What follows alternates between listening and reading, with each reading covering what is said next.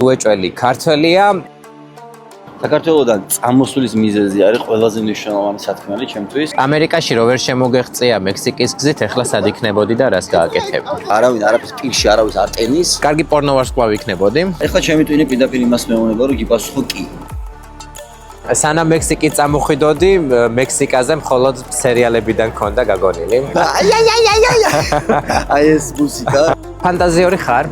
ვაკეთებ ავეჯის გადაზიდვის სერვისს. 25-60-60 დავკაცდი ასე ვთქვათ ჩვენ ქვეყანაში.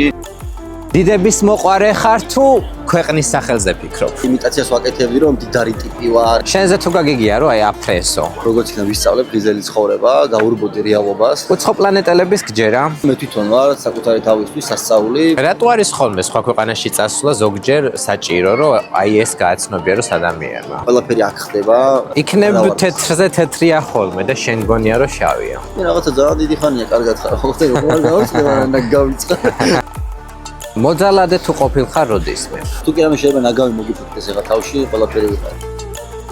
ცხოვრებამ რა მთავარი ტრამვა მოგაყენა? ჩვენ შორის ასაკი არის ძალიან დიდი, 15 წლის უფროსია ჩემზე. რა სახის ფსიქიკური პრობლემები გქონდა? ცნობიერს შევახვედრე და დავამეგობრე ერთმანეთს. სიმდიდრე თუ სახელი? მაგრამ არსებობს, მაგრამ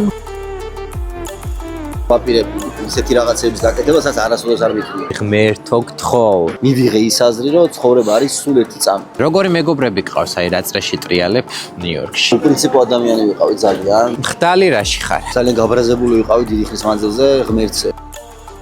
ქონია განცდა რომ ბედნიერება აგვიანებს შენს ცხოვრებაში. არც მაგას არ უშინდები, რა თქმა უნდა, როგორც ქართველი. ძალიან ბევრი ვთქვათ, რომ უგუჭველი ქართველია. და იქ ძალიან მოვასწრე.